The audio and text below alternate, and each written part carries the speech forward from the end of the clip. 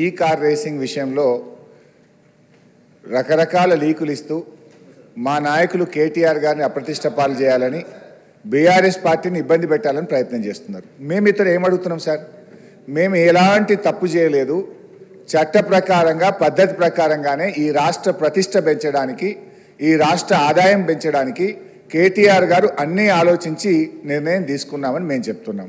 సభలో ఒక మంచి చర్చ చేద్దాం. నేనేమంటున్నా అంటే, ఒకవేళ మేము తప్పు చేసినామంటున్నారు కదా, ఏం తప్పు చేసినామో ఈ సభలో చర్చ చేయడం ద్వారా ఈ రాష్ట్ర ప్రజలకు చెప్పండి. మేము తప్పు చేయలేదు, మేము ఈ రాష్ట్రం కోసం చేసినామని మా నాయకుడు కేటీఆర్ గారు కానీ బీఆర్ఎస్ పార్టీ తరఫున మేము కూడా విషయాలు ప్రజల ముందు పెడదామని అంటున్నాం. మేము ప్రభుత్వాన్ని కోరేది, మాకు స్పష్టమైన హామీ ఇస్తే మేము సహకరిస్తాం. ఇవాళ ఈ బిల్ తర్వాత చర్చ పెట్టారా, ఈ బిల్లు ముందు చర్చ పెట్టారా?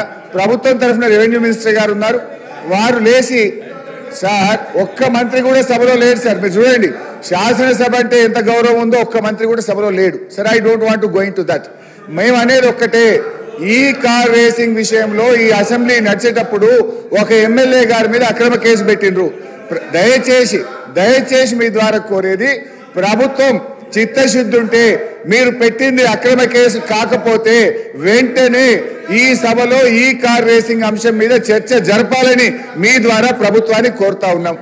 సభ్యుడికి, ఎందుకంటే సార్ ఒక కేసు పెట్టేటప్పుడు అసెంబ్లీ నడిచేటప్పుడు ఒక సభ్యుడి మీద అక్రమ కేసు పెట్టినప్పుడు ఆ సభ్యుడికి చెప్పుకునే అవకాశం ఇవ్వాలి కదా సార్. అది తప్ప ఒప్ప కేటీఆర్ గారికి మీరు అవకాశం ఇస్తే వారు మాట్లాడితే మీకు ప్రభుత్వానికి రాష్ట్ర ప్రజలకు కూడా ఒక క్లారిటీ వచ్చేటువంటి అవకాశం ఉంటుంది అధ్యక్ష. ఇది ముమ్మాటికి అక్రమ కేసు. కేవలం కేటీఆర్ గారు 420 మీ హామీలను ప్రశ్నిస్తుండే కనుక లగచర్ల రైతులను ప్రశ్నించి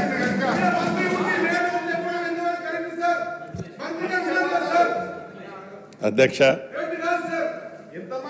గౌరవనీయులు మాజీ మంత్రివర్యులు హరీష్ రావు గారు, మంత్రిని ఒకరిని ఉన్నాను అధ్యక్ష, ఎవరూ లేరని అనటం నేను ఇంకా మంత్రిలాగా హరీష్ రావు గారు కనబడుతున్నట్టు లేదు.